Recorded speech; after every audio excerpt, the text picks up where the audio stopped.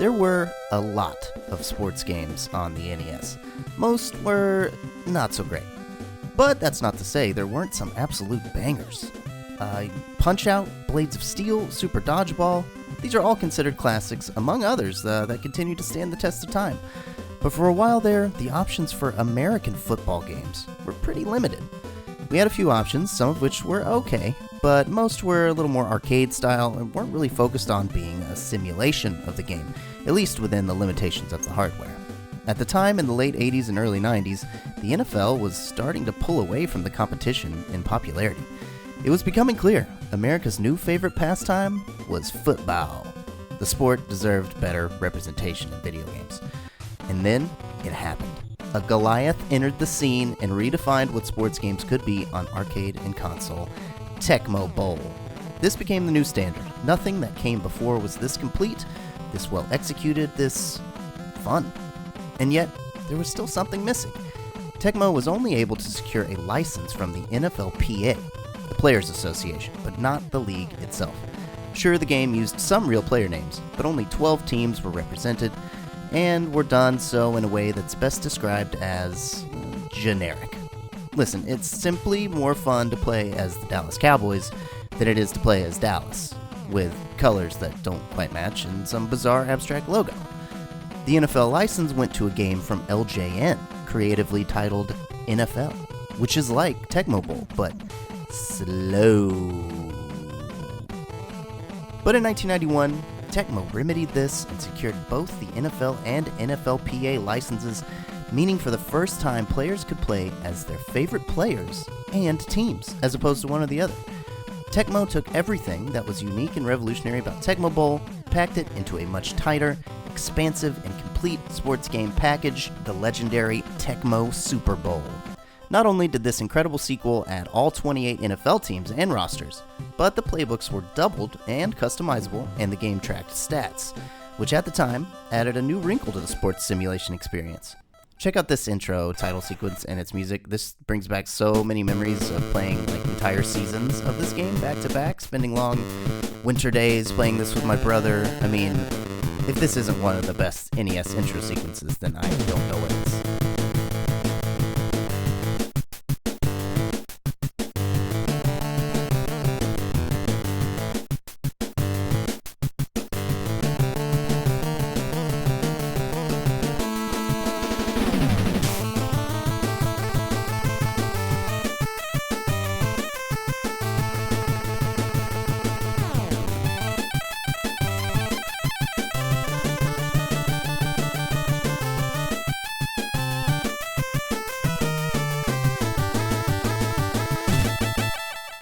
The season mode in this game is easily its best feature. You can choose to play as many or as few teams as you'd like.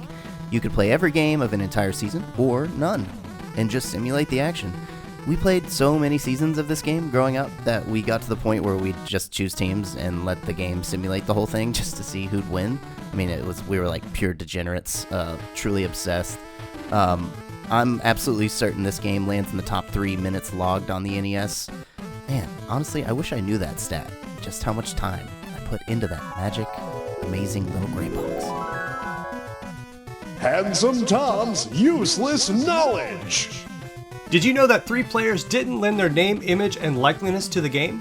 Randall Cunningham, Bernie Kosar, and Jim Kelly were not members of the NFLPA at the time, and therefore could not lend their name to the game. So instead of using their real names, they decided to call them QB Eagles or QB Bills. Maybe we could have come up with something a little more creative? Alright, this is Classy Men's Video. I'm out of here. I love that this game treats you to little cutscenes and music cues when things happen in the game, like touchdowns or this sad injury song.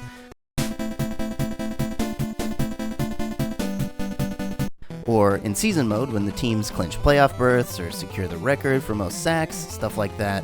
The presentation is filled with bells and whistles, and the music sticks with me to this day. It's definitely some of the best on the NES. And those halftime shows. Even the Mighty Bomb Jacks appear in the Super Bowl halftime show. This game has stuck to the culture as well. There's a cult following that codes current NFL rosters into the game every year. So you can easily play Tecmo Super Bowl with rosters from the 23-24 season if you'd like. I can't think of anything else quite like this, honestly. For a sports game of the era to be relevant this many years down the road, it's pretty cool. People still care about this game. A lot, actually. Alright, a few tips and tricks for this game. The best team is arguably the 49ers. Bo Jackson's easily the best running back, though. The Raiders probably aren't overall the best, but he's really good. Joe Montana, Jerry Rice combo's the best QB wide receiver duo, no doubt. But Warren Moon's probably the best quarterback. He's pretty dominant. But, in my opinion, the Giants are the most fun to play with because they have this guy named Lawrence Taylor. He's known for 3 things. 1, being one of the best defensive football players ever. 2, breaking this guy's leg. And 3, using cocaine as a performance enhancer. As a lifelong Cowboys fan, even I couldn't resist the joys of playing with LT. And of course, the most important tip and or trick, the zigzag run. To really be dominant in this game, you need to master this technique, which apparently just entirely perplexed defenses in the 90s. All you do is just kind of go up and down and take it to the house. What I think set this game apart from the competition is that they considered not only what a video game fan would want, but what a real NFL fan would want in an NFL game. You know, they brought that audience in. Sprinkled some simulation elements, which were pretty unheard of on console at the time, and apparently that is the recipe for a championship-winning game. They already had the backbone of excellent gameplay from the original Tecmo Bowl, and they took that ball and ran with it for a touchdown. Football.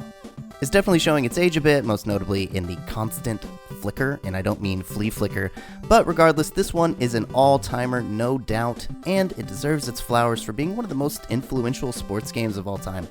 Put it in the pantheon next to Punch-Out and the rest, and remember a time when sports games were actual substantive, fun experiences, and not just exploitative cash cows.